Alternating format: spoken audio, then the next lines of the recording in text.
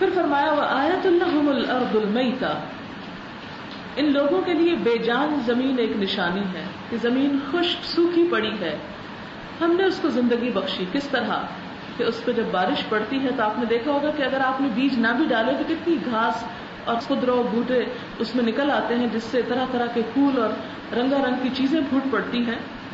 فرمایا کہ ہم نے اس کو زندگی بخشی اور اس سے غلہ نکالا جسے یہ کھاتے ہیں. آج کل کتنے گندم کے کھیت، اگر آپ تھوڑا بھی باہر نکلیں اسلام آباد سے تو کھیتوں کے کھیت نظر آئیں گے. فرمایا یہ ہم نے پیدا کیا، ہم نے اس میں کھجوروں اور انگوروں کے باغ پیدا کیے اور اس کے اندر سے چشمے پھوڑ نکالے.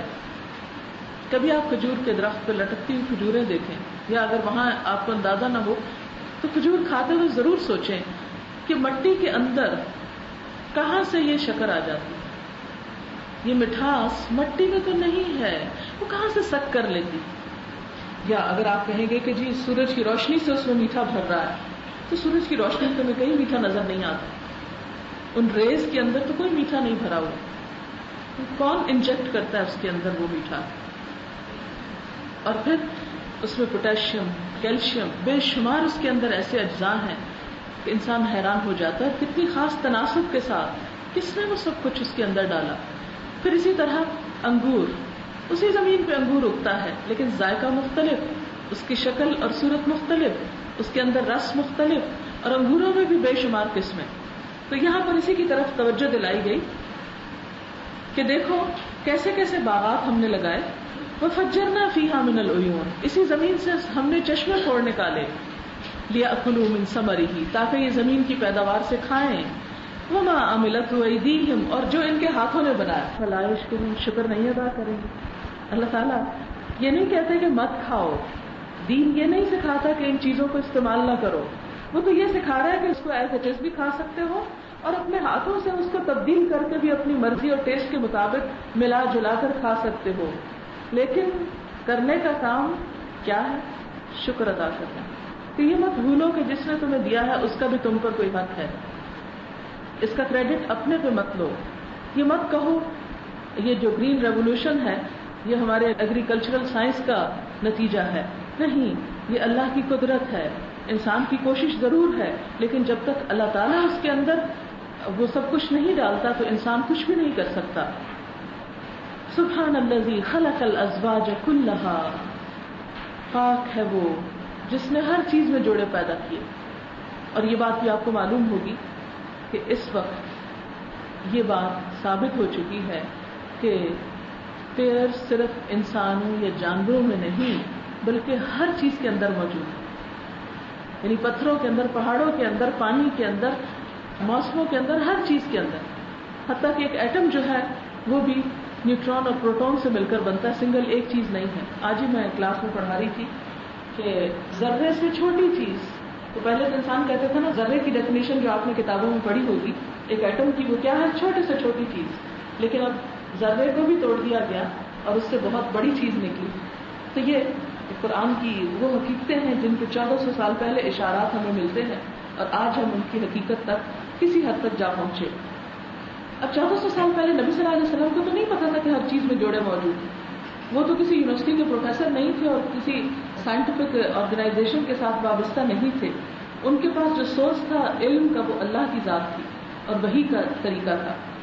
تو اس طریقے سے ہمیں بتایا گیا کہ اللہ تعالیٰ نے ہر چیز میں جوڑے پیدا کیے، خواہ وہ زمین کی نباتات ہو یا ان کی اپنی جنس یعنی انسان ہو یا ان چیزوں میں ہو جن کو وہ جانتے بھی نہیں، وہاں بھی جوڑے موجود ہیں. یہ اندازہ کریں کہ جن کو انہوں نے ابھی تک ایکسپلور نہیں کیا وہاں بھی جوڑے پائے جاتے ہیں. پھر اگلی چیز وآیۃ لہم اللیل، رات ایک نشانی. پچھلے سال سمر میں مجھے چترال جانے کا اتفاق ہوا تو وہاں کے ایک دور دراز گاؤں میں ہم رات کے وقت باہر سوئے اور رات کو جب میری آنکھ کھلی اتنا ڈارک آسمان تھا اور اتنے چمکتے ہوئے ستارے اور چاروں طرف یوں لگ رہا تھا جیسے سیاہ چادر کسی نے ڈال دی ہے پہاڑوں کے اوپر، کچھ اور نظر نہیں آ رہا تھا. تو یہاں پر فرمایا کہ یہ اللہ تعالیٰ کی طرف سے ایک نشانی ہے، اس میں غور کرو. یہ کیا ہو جاتا ہے یکا یک اس زمین کو کہ وہ سب چیزیں جو ہمیں نظر آتی ہیں وہ بالکل نظر نہیں آتی، اور وہ ستارے جو دن کو بھی ہوتے ہیں اور ہمیں نظر نہیں آتے اور رات کو وہ نظر آتے ہیں، یہ سب تبدیلی کون کر دیتا ہے؟ اتنی بڑی زمین پر ایک اتنی چمکتے ہوئے سورج کو لے جا کے اندھیری چادر کون ڈال دیتا ہے؟ اگر انسانوں سے یہ کہا جاتا کہ سورج تو اپنی جگہ کھڑا تو خود ہی اندھیرا کر لو اپنے لیے، تو کتنا مشکل ہوتا. اب بھی آپ دیکھیں کہ ہم جتنا بھی آرٹیفیشل اندھیرا دن کو پردے وردے لٹکا کے کرتے ہیں، لیکن اس سے وہ بات نہیں بنتی جو رات کے اندھیرے میں ہوتی ہے. فرمایا نسلخ منہ النہار، ہم اس کے اوپر سے دن ہٹا دیتے. سلخ عربی میں کہتے ہیں جیسے بکرے کی کھال اتارنا، تو اتار کے اندر سے ایک اور ہی چیز نظر آتی ہے، تو ہڈیاں اور گوشت اور کچھ اور. تو فرمایا کہ بالکل اسی طرح جب دن آتا ہے تو رات کی چادر ہم اس سے ہٹا دیتے ہیں اور بالکل نیچے روشنی ہو جاتی. اور اسی طرح رات کو ہم اوپر سے دن کی چادر ہٹا دیتے ہیں تو ان پر اندھیرا چھا جاتا ہے. والشمس تجری لمستقر لہا، سورج میں ایک نشانی ہے، وہ اپنے ٹھکانے کی طرف چلتا چلا جا رہا ہے، یعنی سورج بھی گردش کر رہا ہے. اب آپ دیکھیں کہ ایک وقت تھا کہ جب ہمارے ہی سائنٹسٹ یہ کہا کرتے تھے کہ سورج زمین کے گرد گھوم رہا ہے. یہ پرانا نظریہ ہے کہ سورج زمین کے گرد چکر لگاتا ہے، حالانکہ قرآن اس کی تردید کر رہا ہے. اب آپ دیکھیں کہ اب ہمارا موجودہ نظریہ کیا ہے کہ زمین جو ہے وہ سورج کے ارد گرد چکر لگا رہی ہے. قرآن یہ بتاتا ہے کہ ساری کی ساری چیزیں چکر لگا رہی، زمین بھی گھوم رہی ہے، سورج بھی گھوم رہا ہے، اور باقی ستارے سیارے بھی. فرسبی کبھی آپ نے دیکھی ہوگی، کھیلی ہوگی، جب آپ اس کو پھینکتے ہیں تو وہ ایک تو دور جا رہی ہوتی ہے اور دوسرا وہ اپنے اندر ایک حرکت کر رہی ہوتی ہے. تو بالکل اسی طرح زمین کی بھی دوہری حرکت ہے اور باقی سیاروں اور ستاروں کی بھی، یعنی وہ اس طرح ریوالو کر رہے ہیں کہ انسان حیران ہوتا ہے. جیسے کہ ہم جانتے ہیں کہ ہماری گیلیکسی میں ستاروں کی بہت بڑی تعداد ہے جو ہم گن بھی نہیں سکتے، اور یہ ستارے اس طرح فضا میں بکھرے ہوئے جیسے ایک ڈسک بن جاتی ہے اس سے، اور یہ یعنی ایک ڈسک کی شکل میں سارے ستارے موجود ہیں، اور اس کا جو سینٹر ہے اس سے ہمارا سورج اتنا دور ہے کہ اب 1917 میں ایک سائنٹسٹ تھا شیلے، اس نے اس کے فاصلے کو ناپنے کی کوشش کی کہ ہماری گیلیکسی جس میں ہماری زمین ہے اس کی اور ہماری زمین پھر سورج کے گرد گھوم رہی ہے، تو سورج اور اس گیلیکسی کے سینٹر کا فاصلہ کتنا ہے.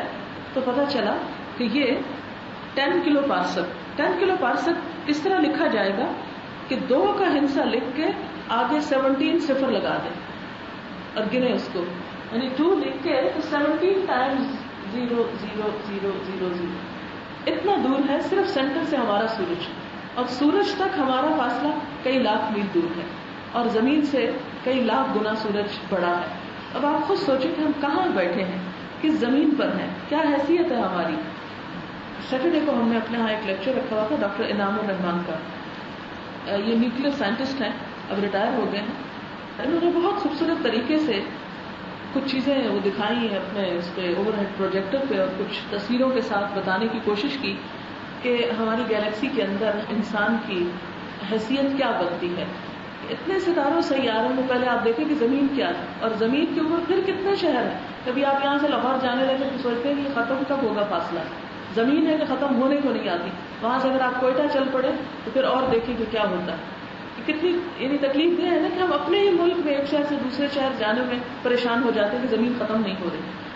تو اس زمین کی کوئی حیثیت نہیں اس پوری ہماری گیلیکسی کے اندر. اور پھر آپ دیکھیں کہ صرف ایک نہیں، بے شمار گیلیکسیز ہیں، حتیٰ کہ اندازہ لگایا کہ 1 ملین کے قریب گیلیکسیز ہوں گی. اور کل ہی مجھے کو بتا رہا تھا کہ ہر 2 گیلیکسیز ذرا جب فاصلے پہ آتی ہے ریوالو کرتی کرتی تو اس سے تیسری نکل آتی ہے، اور ابھی تک سائنٹسٹ یہ اندازہ نہیں کر سکے کہ یہ تیسری آتی کہاں سے ہے. یعنی یکایک اب یہ جو ہبل کے بارے میں آپ نے سنا ہوگا کہ جس نے تصویریں لی ہیں فضا کی اور ابھی تک لے رہا ہے اور زمین پہ بھیج رہا ہے اور اس کو ناسا میں اسٹڈی کیا جا رہا ہے، تو اس بات پر پریشانی ہے کہ وہ نئی نئی گیلیکسیز جو پیدا ہو رہی ہیں ہر آن، وہ کہاں سے آ جاتی. تو مجھے وہ اس موقع پر جب وہ بات کر رہی تھی خاتون، تو مجھے وہ یاد آئی قرآن کی آیت. اللہ تعالیٰ قرآن پاک میں فرماتے ہیں کہ وَالسَّمَاءَ بَنَيْنَاهَا بِأَيْدٍ، آسمان کو ہم نے اپنے ہاتھ سے بنایا، وَإِنَّا لَمُوسِعُونَ، اور ہم اس کو وسعت دے رہے ہیں اور بڑھا رہے ہیں اور زیادہ کر رہے ہیں. تو میں نے کہا یہ تو قرآن میں موجود ہے کہ یہ جو نئی بیچ میں نکل رہی ہے اللہ تعالیٰ فرماتے ہیں کہ ہم ان کو ہٹا کے ایک اور، پھر اس کے بعد ان کے اندر ایک اور، اور وہ ایسی ہی ہیں جیسے ہماری ایک گیلیکسی ہے اور اس کے اندر ہماری ایک زمین، تو معلوم نہیں کتنی زمینیں اور کتنے ستارے اور کتنے سیارے ہیں. لیکن ان سب میں سوچنے کی بات یہ کہ انسان کی حیثیت کیا ہے. میں ہمیشہ اپنے آپ کو سمجھانے کے لیے سوچتی ہوں کہ جیسے بچپن میں ہم پڑھتے تھے جرمز کے بارے میں کہ اس کا سائز کیا ہے، یا سمجھنے کے لیے کہ ایک پین کی نوک کے اوپر لاکھوں آ جاتے ہیں. یعنی جرمز اتنی چھوٹی مخلوق ہے کہ اگر آپ ایک پین کی نوک پہ کچھ جرمز کو ایسے ٹک کر کے لگائیں تو ایک نوک کے اوپر لاکھوں آئیں گے. تو میں یہ سوچ رہی تھی کہ بالکل ہماری حیثیت بھی لاکھوں کروڑوں انسانوں کی اس کرۂ ارض کے اوپر ایسے ہی ہے کہ جیسے ایک پین کی نوک کے اوپر بہت سے جراثیم چمٹ گئے. تو حیثیت کیا؟ اور ویسے بھی اگر سوچا جائے تو انسان کی اصلیت کہاں؟ ایک جرم سے ہی بنا ہے. جیسے قرآن کہتا ہے میں نے یہ شیء خلقا من نطفۃ خلقہ، انسان کہاں سے بنا؟ ایک نطفے سے. اور ایک نطفہ کیا ہے؟ ایک جرثومہ، ایک جرم جس سے انسان کی تخلیق ہوئی. وہ بڑھ کے اتنا بڑا انسان نظر آتا ہے، لیکن ایک دن اس نے واپس پھر پلٹ جانا اور اس کی حیثیت ختم ہو جائے گی. تو جس دور میں ہم ابھی یہ جسم ملا، یہ طاقت ملی، یہ قوت ملی، تو اس کو ضائع نہ کریں. اپنی قیمت پہچانیں، اپنی حیثیت پہچانیں. اور ہماری قیمت اسی وقت ہے جب ہمارا تعلق اپنے رب کے ساتھ ہے. جیسے سورج کے ساتھ ایک ذرے کا کنیکشن جڑ جائے تو ذرہ چمک اٹھتا ہے.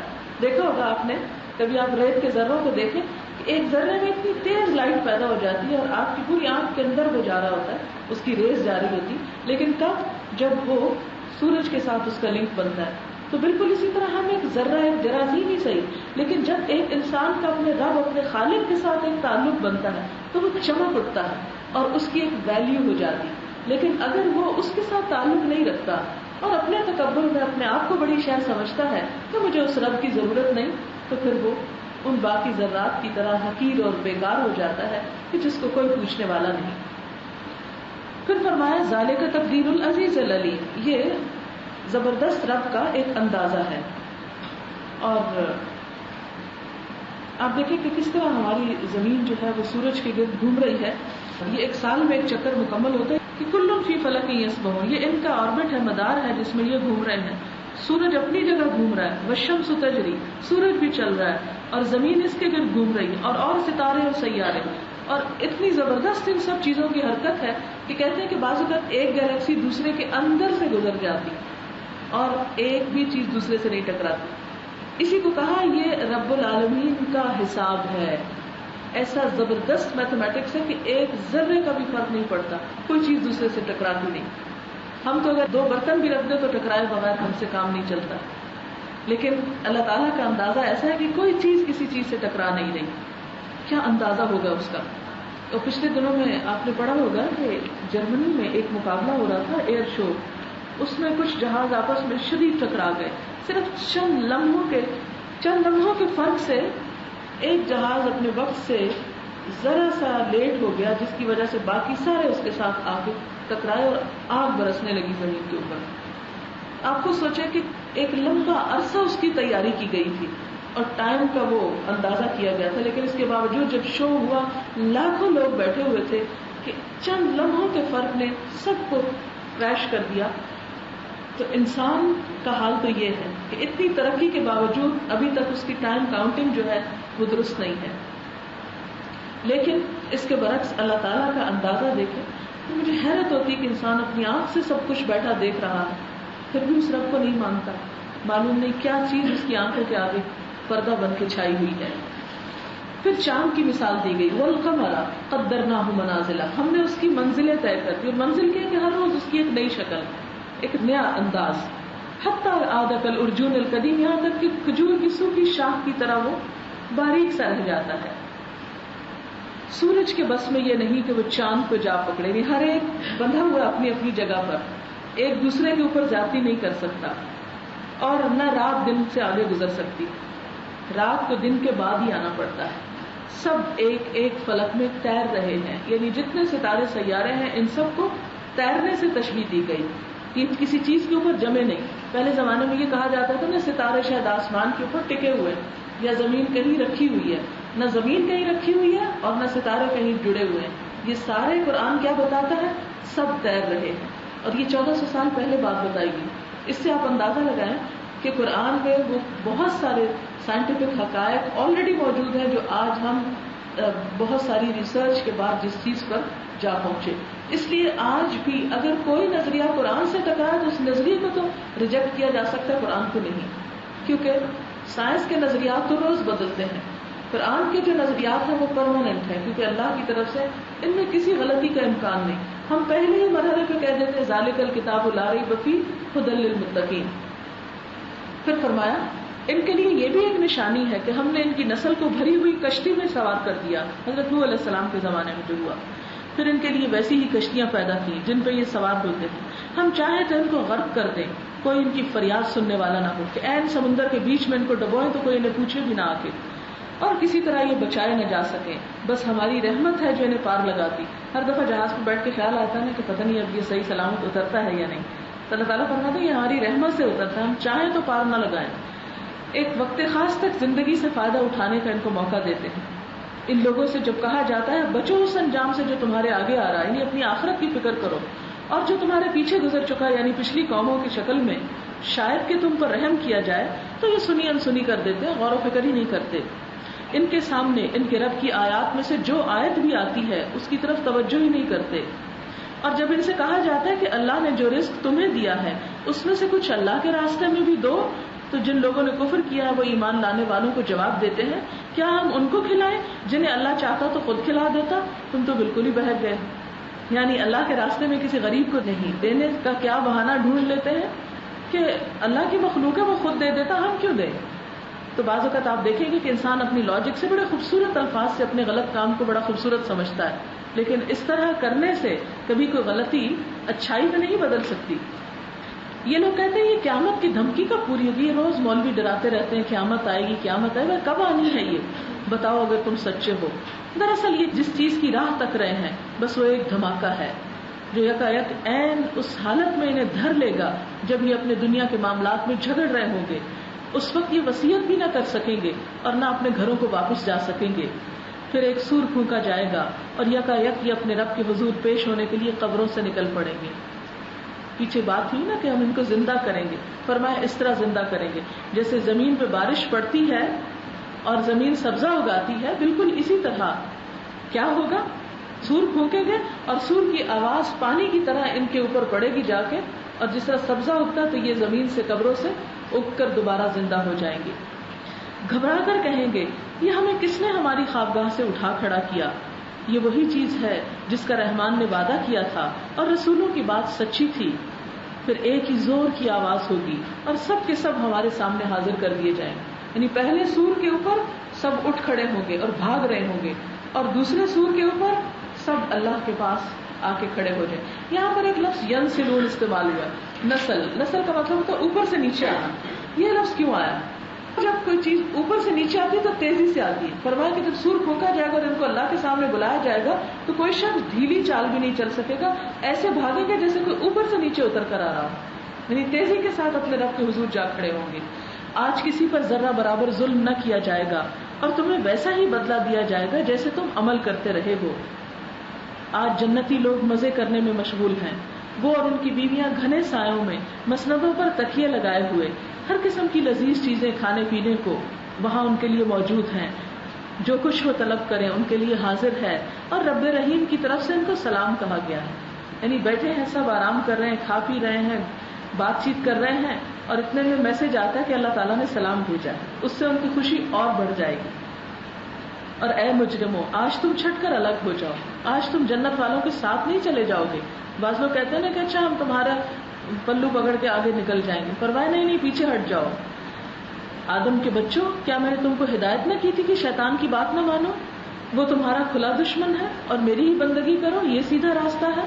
مگر اس کے باوجود اس نے تم میں سے ایک بہت بڑے گروہ کو گمراہ کر لیا. کیا تم عقل نہیں رکھتے تھے؟ تمہیں سمجھ میں نہ آیا؟ یہ وہی جہنم ہے جس سے تم کو ڈرایا جاتا تھا. جو کفر تم دنیا میں کرتے رہے ہو اس کی پاداش میں اب اس کا ایندھن بنو. آج ہم ان کے منہ بند کر دیتے ہیں, یعنی وہاں انسان کو اپنے کوئی بھی عذر بہانہ پیش نہیں کرنے دیا جائے گا, منہ سیل کر دیا جائے گا. ان کے ہاتھ ہم سے بولیں گے. اب آپ کے ہاتھ کیسے بولیں گے؟ تو جیسے ٹیپ ریکارڈر بولتا ہے, تو اگر ایک بے جان چیز بولتی ہے تو ایک جاندار بھی بول سکتی ہے. اچھا یہ بات آپ کو معلوم ہوگی کہ جدید تحقیقات کی روح سے یہ بات ثابت ہو چکی ہے کہ انسان کی کھال سب سے بہترین ریکارڈر ہے جس میں ہر چیز ریکارڈ ہو جائے. کہا یہ جاتا ہے کہ جو بات ہم بولتے ہیں وہ سب ہماری اسکن میں جمع ہو رہی ہے. اسکن اس کو ریکارڈ کر رہی ہے, ایبزارب کر رہی ہے. سب سے بڑی آواز کا ایبزاربنٹ ہماری اسکن ہے. پچھلے دنوں میں ایک رسالے میں پڑھ رہی تھی کہ ایک بچہ جب پیدا ہوا تو اس کے کان نہیں تھے بالکل. لوگوں نے کہا کہ سن نہیں سکے گا. تو ہوا یہ, یعنی کانوں کے سوراخ تک نہیں تھے, بالکل پلین یہاں سے جگہ.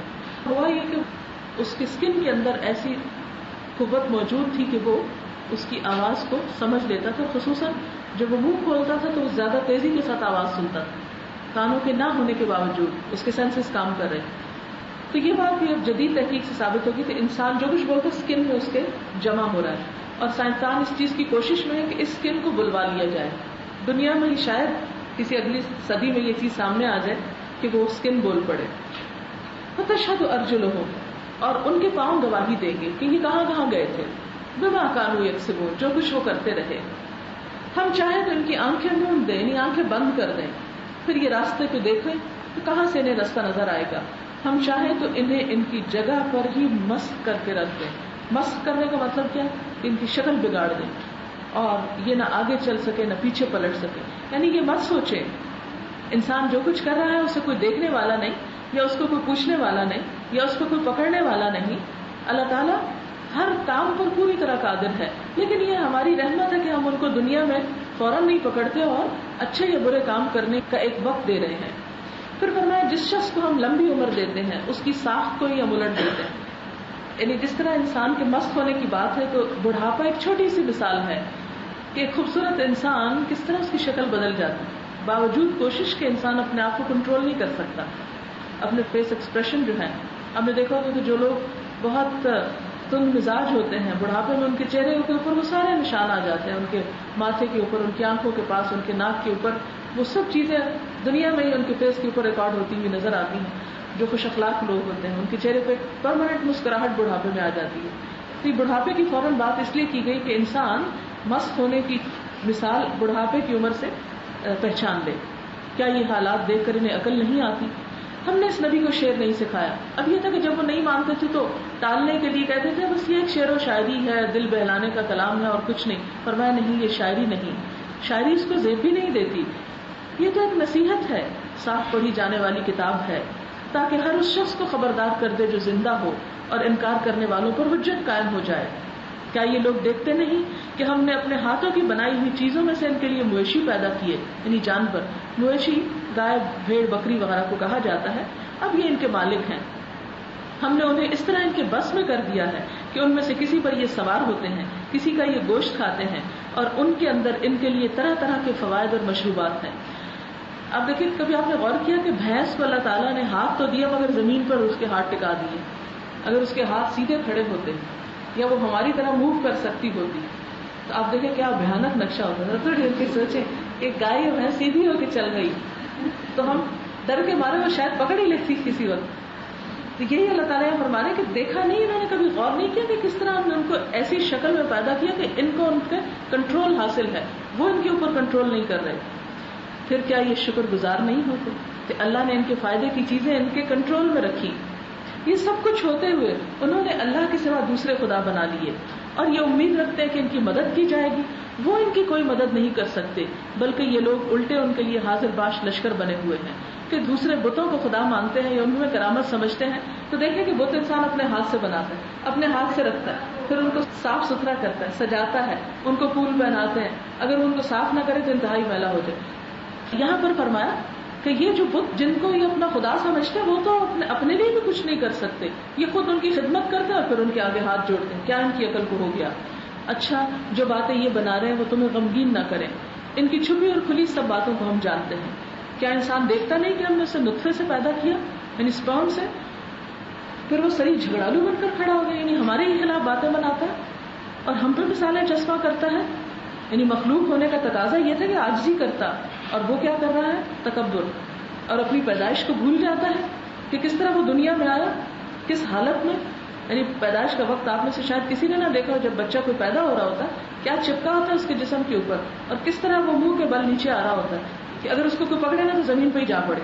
یعنی کتنی بے بسی کی کیفیت ہوتی ہے اس وقت انسان کی. فرمایا وہ اپنی پیدائش کا وقت نہیں جانتا, اس کو نہیں یاد رکھتا, اور پھر کہتا ہے کہ کون ان ہڈیوں کو زندہ کرے گا جبکہ یہ پرانی ہوگی. اس سے کہو انہیں وہی زندہ کرے گا جس نے انہیں پہلی دفعہ پیدا کیا, اور وہ تخلیق کا ہر کام جانتا ہے. وہی جس نے تمہارے لیے ہرے بھرے درخت سے آگ پیدا کر دی. عربوں کے یہاں 2 درخت ہوتے تھے, افار اور مرخ نامی, جن کی ٹہنیوں کو آپس میں ٹکرا کے آگ نکلتی تھی جیسے چکماک سے وہ نکلتی. تم جس سے اپنے چولہے روشن کرتے ہو, کیا وہ جس نے آسمانوں اور زمین کو پیدا کیا اس پر قادر نہیں ہے کہ ان جیسوں کو پیدا کر سکے؟ کیوں نہیں, جبکہ وہ ماہر خلاق ہے. وہ تو جب کسی چیز کا ارادہ کرتا ہے تو اس کا کام بس یہ ہے کہ وہ حکم دیتا ہو جا, اور وہ ہو جاتی ہے. آج انسان نے ایسے چھوٹے چھوٹے ایکسپیرینس کر لیے, جیسے ابھی میں نے وہ ویڈیو گیم کا بتایا کہ انسان اپنی صرف نگاہوں کے جو ریز ہیں اس سے اسے کنٹرول کر رہا ہے. یا آپ نے آٹومیٹک ڈورز دیکھے ہوں گے کہ آپ اس کے پاس جا کے کھڑے ہوتے دروازہ خود کھل جاتا ہے. تو اگر انسان اپنے لیے آٹومیٹک ٹچ اور ریموٹ سے بہت کچھ کر رہا ہے, یا بول کے, آپ نے وہ کمپیوٹر دیکھا ہوگا یا یوز کیا ہوگا کہ جس میں آپ بولتے جائیں اور وہ ٹائپ کرتا جائے. امریکن سینٹر میں ایک ایگزیبیشن ہوا تھا, مجھے جانے کا اتفاق ہوا, تو وہاں انہوں نے لکھا ہوا کہ آپ کچھ بولیں, اور جو میں بول رہی تھی وہ سب کچھ لکھا جا رہا تھا وہاں. اگر انسان یہ سب کچھ بنا سکتا ہے تو اللہ تعالیٰ کے لیے کیا مشکل ہے. فرمایا کہ اس کا کام تو یہ ہے کہ جب وہ کسی چیز کو کہے گا ہو جائے تو وہ ہو جائے گا. فسبحان الذی بیدہ ملکوت کل شیء والیہ ترجعون. پاک ہے وہ ذات جس کے ہاتھ میں ہر چیز کا مکمل اقتدار ہے, اور اسی کی طرف تم پلٹائے جانے والے, تمہاری واپسی بھی ادھر ہی ہے. لہٰذا دنیا میں زندہ رہتے ہوئے, دنیا کے کام کرتے ہوئے واپسی کا خیال ضرور رکھنا کہ اس کے لیے بھی کچھ تیاری کرنی. وآخر دعوانا الحمدللہ رب العالمین. کچھ کوشچنز ہو تو اب آپ کر سکتے جی. اس کے فوائد کے بارے میں کچھ احادیث ہیں لیکن وہ ضعیف ہیں. 2-3 چیزیں کہی جاتی ہیں. ایک تو یہ ہے کہ اگر کوئی شخص دن میں پڑھتا ہے تو اس کے دن کے کام جو ہے بہت اچھے ہو جاتے ہیں. دوسرا کہ اپنے مردوں پہ اس کو پڑھا کرو, یعنی جو مر رہا ہے اس کے سامنے سورۃ یاسین پڑھو, اس کی جان کرنے کی کیفیت آسان ہوتی ہے. اس کا ایک فائدہ یہ بتایا جاتا ہے. میں سوچتی ہوں کہ کیوں کہا گیا کہ اس وقت انسان کو یہ سورت سناؤ. آخری لفظ آپ نے دیکھے ہوں گے, الیہ ترجعون, اس کی طرف تم لوٹائے جا رہے ہو, اللہ کی طرف واپسی ہے. لیکن اس وقت بھی سننے کا فائدہ اسی وقت ہوتا ہے جب اس انسان کو سمجھ آ رہی ہوگی کہ کیا کہا جا رہا ہے. صرف چند ورڈز کی ریپیٹیشن تو ایسی جیسے کہیں سے بھی کچھ پڑھ دے انسان. تو اس لیے یہاں آپ نے دیکھا کہ آخرت کی بات بھی ہوئی, اللہ تعالیٰ کی توحید کی بات, انسان کی حیثیت اور حقیقت کی بات, اور پھر دنیا میں انسان کا جو کردار ہے اس کی بات بھی ہوئی. تو مرنے سے پہلے انسان کو ایک طرح سے جاتے جاتے سب سنا کے یاد دہانی کرا دی جاتی ہے کہ اب آئندہ تمہارے ساتھ یہ ہونے والا ہے, اور دنیا میں تمہیں جو کچھ کرنا تھا وہ تم کر چکے.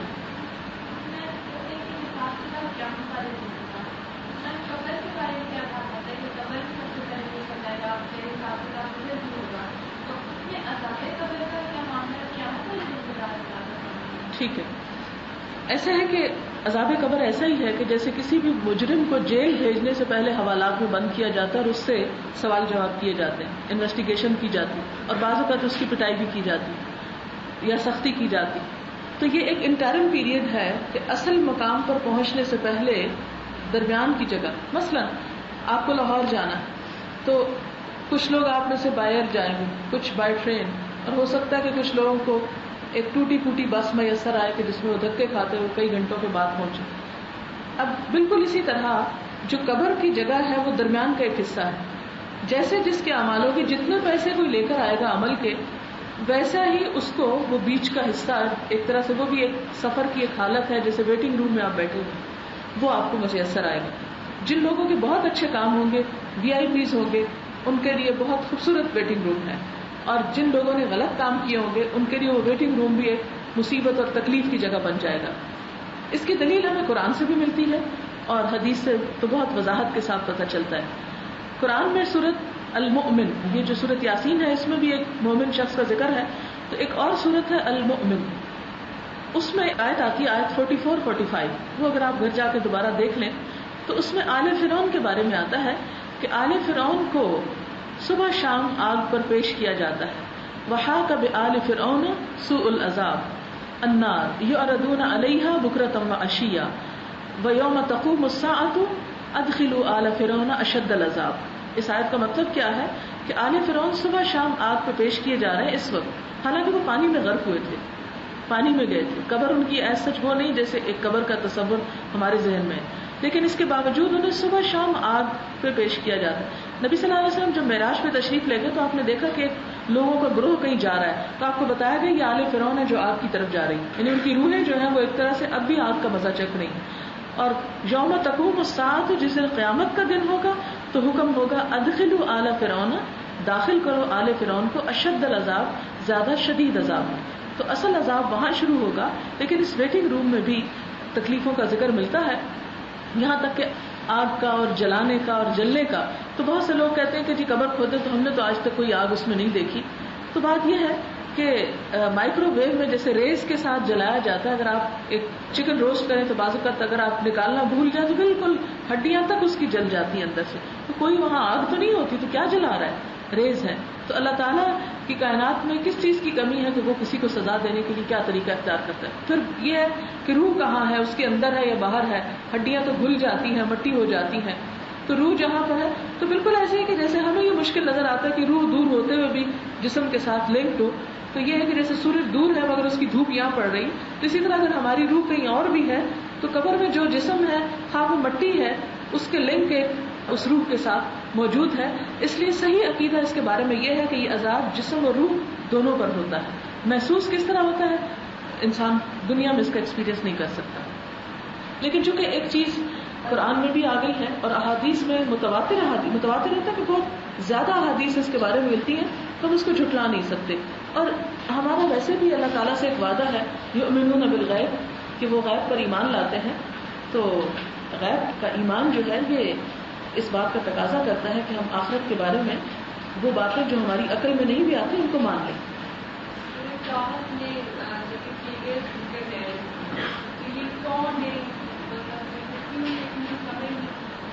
ویسے ایک لیکچر سورۃ کہف میں بھی ہونا چاہیے کیونکہ ہر جمعے اس کو پڑھنے کا حکم ہے، اور یہ کہا جاتا ہے کہ جو شخص ایک جمعے سے دوسرے جمعے تک اس کو پڑھتا ہے اس کو ایک نور اللہ تعالیٰ عطا کرتے ہیں، اور وہ شخص دجال کے فتنے سے محفوظ رہے گا. یہ صحیح حدیث میں اس کی فضیلت بتائی گئی.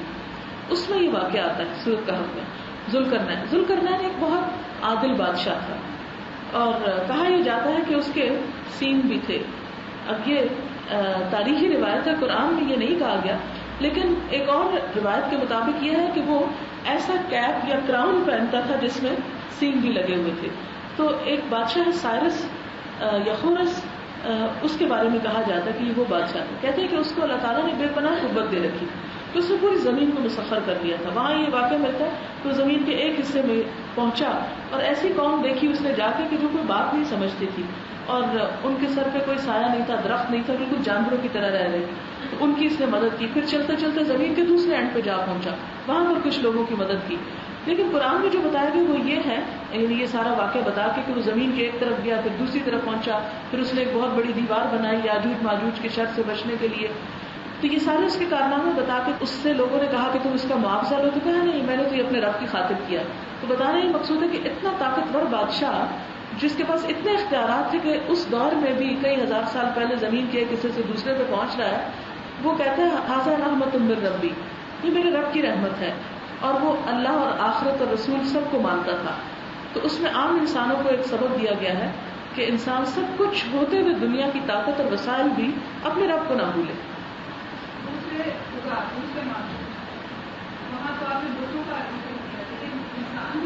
جی ہاں بالکل.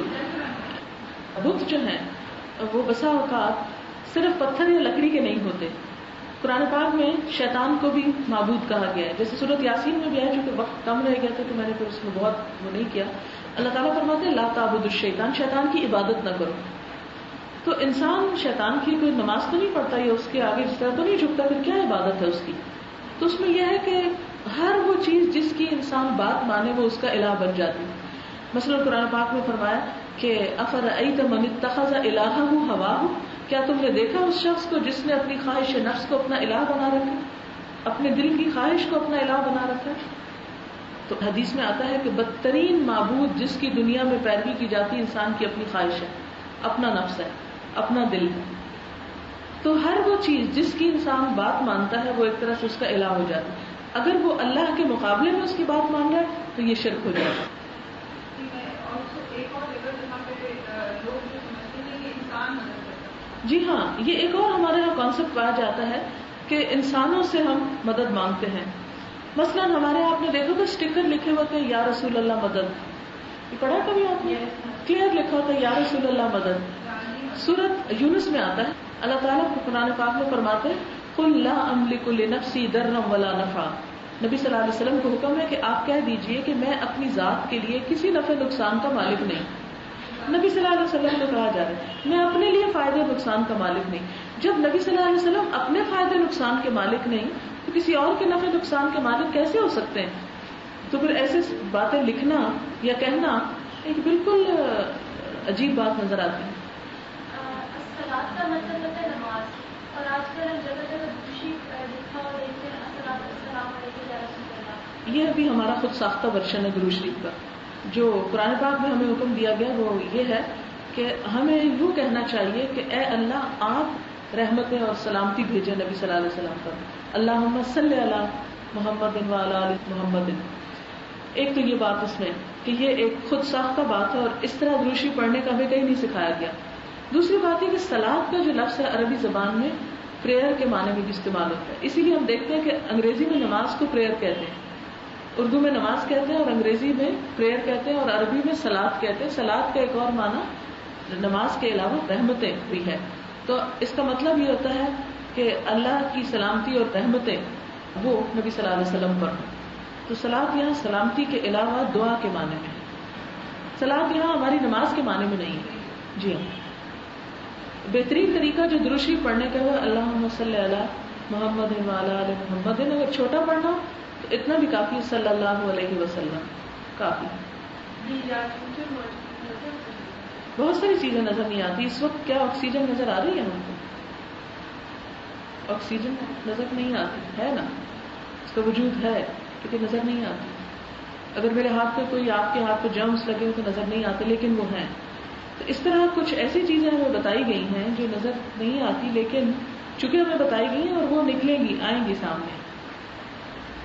اور پھر اس سے مراد ضروری طور پر یہ نہیں کہ کوئی ایسی چیز ہے کوئی چھپ کے بیٹھی ہوئی ہے. ہو سکتا ہے کہ وہ ایک ایسی جنریشن ہو، ایک ایسی قوم ہو جو یکایک اٹھے اور کثرت کے ساتھ پھیل جائے. یعنی اس میں یاجوج ماجوج سے مراد صرف چند ایسے لوگ نہیں لیے جا سکتے جو کسی غار میں بند ہیں یا کسی پہاڑ میں چھپے ہوئے ہیں.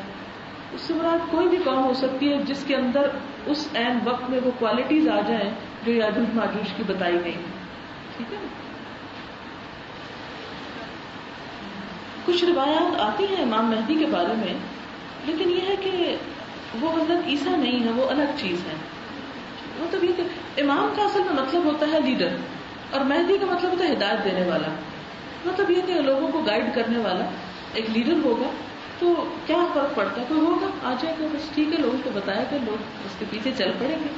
اگر ہمارے سامنے نہیں ہے تو ہم کو کوئی رسپانسبلٹی نہیں، فکر کی ضرورت نہیں. دجال بھی ایک شخص ہے. دجال دو طرح کی ہے. مسلم کہا کہ دجال کے فتنے کی ذکر آتا ہے. دجال جو ہے اس میں حمزہ یوسف کی کیسٹ دیکھی آپ نے؟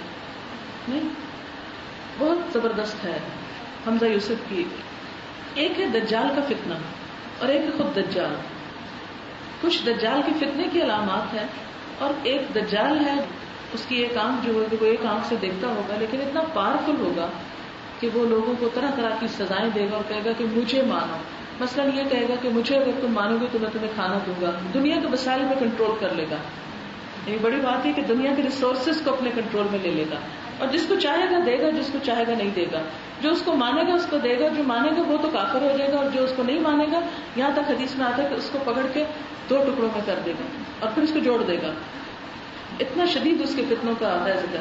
اور یہ صورت کہا ہر جمعہ پڑھنے کا فائدہ بھی یہ بتایا گیا کہ ایسا شخص دجال کے فتنے سے بچا رہے گا، وہ اس کو اوپر نہیں حاوی ہو سکے گا اگر اس کے دور میں آ بھی گیا. جی قیامت کی نشانیوں میں سے ایک نشانی یہ ہوگا، انسان کی شکل میں ہوگا. اور تو اللہ ہی جانتا ہے کون دجال ہے یا نہیں، لیکن بہرحال جی یہ کہا جاتا ہے لیکن ضعیف روایت ہے، اتھینٹک روایت نہیں ہے. شاید لوگوں نے اس لیے کہا کہ لوگ روز پڑھیں، کسی طرح تو قرآن پڑھیں، کچھ تو پڑھیں. اس لیے اس طرح کی باتیں کچھ عام کر دی گئی. میں ہمیشہ لوگوں سے کہتی ہوں کہ اللہ نے صرف سورۃ یاسین نہیں نازل کی، سارا قرآن نازل کیا ہے. اس لیے ٹھیک ہے سورۃ یاسین بہت فائدے کی، اس کو بھی پڑھو، لیکن اس کے ساتھ ساتھ باقی حصے کو بھی کچھ نہ کچھ روز ضرور پڑھنا چاہیے.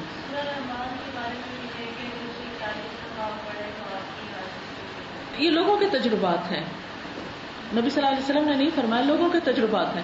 بالکل ایسے جیسے مختلف جڑی بوٹیاں تھیں، لوگوں نے تجربے کر کر کے بتایا کہ یہ زکام میں فائدہ دیتی ہے، یہ پیٹ درد میں فائدہ دیتی ہے، اس کا یہ ایکسپیرینس سے اور مشاہدے سے بہت کچھ پتا چلا. اسی طرح کچھ لوگوں نے قرآن کی آیات پر بھی ایکسپیریمنٹ کیے اور مختلف آیتوں کو مختلف چیزوں کے لیے مفید پایا. تو اگر کسی نے اسی طرح اس کو پایا تو ہوگا، ہم اس کو انکار نہیں کرتے. جی ہاں، یا حیّ یا قیوم، اس کو اسم اعظم کہا جاتا ہے. اس کے ساتھ اگر دعا مانگے تو قبول ہوتی ہے. سبحانک اللہم وبحمدک نشہد ان لا الہ الا انت نستغفرک ونتوب الیک. السلام علیکم ورحمۃ اللہ وبرکاتہ.